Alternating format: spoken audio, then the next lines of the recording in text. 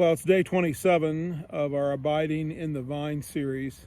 I realized after yesterday's video that I jumped over one of the fruits of the Spirit.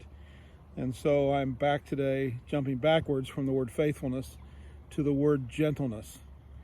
I'm wondering what that word means to you. I asked the people at my dinner table this evening what it meant to them. One person said, it's our dog. Henry is a gentle dog, and she is right about that.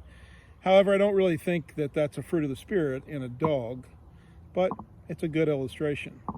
My wife said it's somebody who is calm and someone who doesn't rush into problems like a tornado or out of control, and I get what she's talking about. She also said something that triggered me to think of what I do in the ministry and where I serve. We have a large call center, and in that call center, people deal with people all day long. Now, they're supposed to be Christians if they belong to the ministry I'm part of, but it's amazing what our call takers and the people that are on the phones put up with on a daily basis. It's really, really rough. And what it's done for me is it's challenged me when I get in that situation to be very different on the phone myself.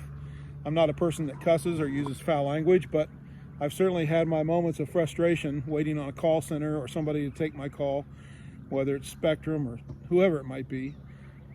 I can think of that last conversation I had with Spectrum. I can think of a conversation I had today with a furniture company out of North Carolina. I was on hold for an hour and 4 minutes. And when I finally got this gal and we got all done, and I was very kind about it, I said to her, I just want you to know how much I appreciate what you're doing. I know you're way behind, and I get it, and I work at a call center.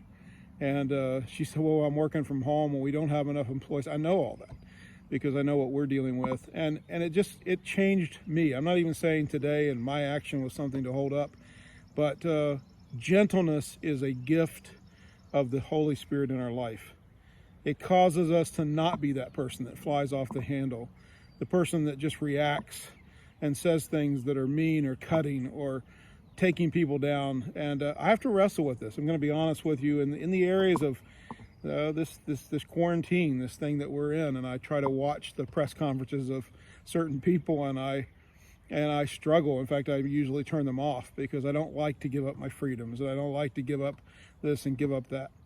In fact, just shooting this video, I'm at this old barn, and I pulled in this remote place and thought for sure I would be good. And an elderly lady just came up in the middle of the last video that I was trying to shoot a few seconds ago and drove right past, and I wasn't thrilled about that. I got to tell you, didn't say anything to her. I waved at her.